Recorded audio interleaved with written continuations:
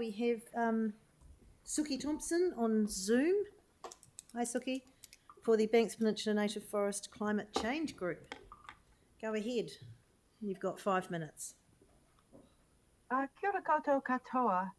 Thank you for the time to speak today to your annual plan. My name is Suki Thompson, and I represent the Banks Peninsula Native Forest Climate Change Group, an informal interagency alliance of 15 major agencies comprised of experts, landowners, and community conservation groups seeking the landscape-scale regeneration of native forests to mitigate climate change and address the ecological crisis. And I'd like to thank Pam Richardson, our representative from Federated Farmers, for being at the physical hearings today. Thanks, Pam. So our submission addresses 3 main topics: draft annual plan before us, the Council's climate change resilience strategy, and the upcoming long-term plan that you'll be starting to develop later this year. So we support the existing programs and funding in the annual plan for the Biodiversity Fund, for Pest-Free Banks Peninsula, and for the Rod Donald Banks Peninsula Trust. And we strongly support the climate resilience strategy which you have developed. But where we see a mismatch is between the strategy itself and the level of funding that has been allocated to achieve reduction targets and the goals of this strategy. The funding levels allocated for biodiversity are tiny compared to the Council's overall spending. Now, we recognise that in the annual plan, you don't have much scope to change things.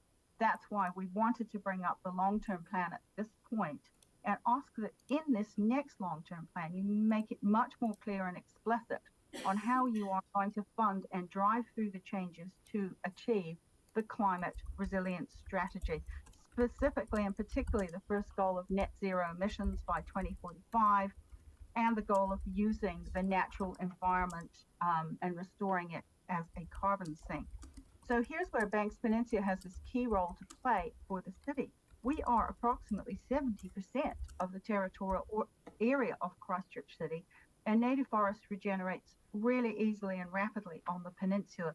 So it provides enormous scope to act as an offset of residual emissions for Christchurch City and achieve the net zero target. To do so, much more of the landmass will need to be covered in native forest, and that's an achievable goal if it's a more attractive option. So what we're really seeking from that long-term plan is that the funding for the climate resilience strategy is much more clearly identified in the operational and capital program listings, and that there's a breakdown showing how much is going into climate change work, and that there is a much greater funding. We suggest a 10-fold increase would not be unreasonable for programs such as the Biodiversity Fund, the Pest-Free Banks Peninsula Grant, the Rod Donald Trust support, and support we'd like to see added for the Banks Peninsula Conservation Trust to help fund its work on these large-scale regeneration projects. And that type of funding is just such good value for the city. Lots of work done by local people, land provided by private landowners, a very small percentage of the Christchurch City Council budget, but could really help achieve the climate strategy. So that's what we're asking for. Kia ora. Kia ora, thank you. That's loud and clear. Thank you, Suki. Any questions, anyone? No, very clear submission. Thank you very much. Thanks for joining us by Zoom. Really much appreciate your comments. Right. Okay, so, thank you. Bye.